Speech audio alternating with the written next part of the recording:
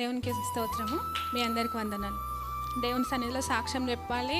ఈ దేవునిలో ఈ యొక్క కార్యాన్ని నేను పంచుకోవాలని ఎన్నో రోజులైంది, కానీ అనివార్య కారణాల వల్ల చెప్పడానికి లేట్ అయింది, ప్లస్ ఆ పని చేయడానికి కూడా లేట్ అయింది.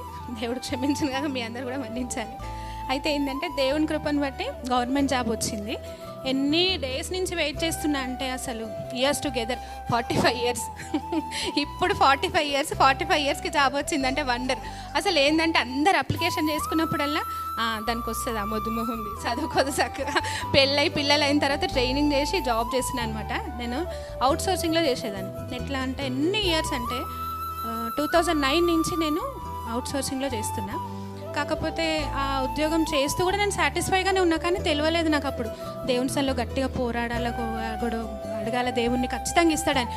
ఎప్పుడైతే అనిల్ అన్నకు మేము కనెక్ట్ అయ్యి జేసీ ఫిలదెల్ఫియాకి వస్తున్నామో అప్పటి నుంచి ఒకటి నేర్పించిండు అన్న మాకు, ప్రార్థన చేయండి, సమస్తం సాధ్యం. ఎటువంటి స్థితి ఉన్నా సరే దేవునికి నమ్మకంగా ఉండండి అమ్మ, దేవుడు కార్యం చేస్తాడు.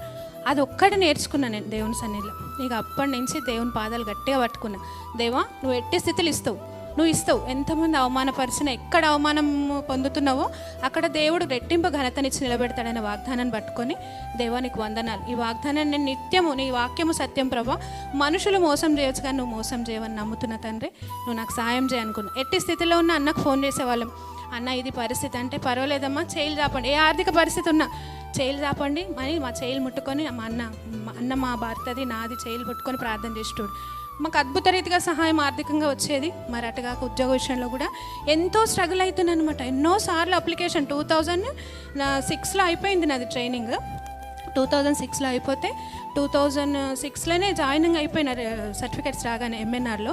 అక్కడ ఒక 2-3 years చేసిన. 2-3 years చేసిన తర్వాత అవుట్ సోర్సింగ్లో అవకాశం వచ్చిందని మా మేనమామ ద్వారా ఆయన నాకు హెల్ప్ చేయడం వల్ల నేను అవుట్ సోర్సింగ్లో గవర్నమెంట్ డిస్ట్రిక్ట్ హాస్పిటల్లో జాయిన్ అయినా. ఆ 2009 నుంచి కూడా స్టిల్ పోయిన ఇయర్ వరకు 2004 జనవరి వరకు కూడా నేను అందులోనే చేసిన. ఆయన నాకు చాలా హెల్ప్ చేసింది మా మేనమామ.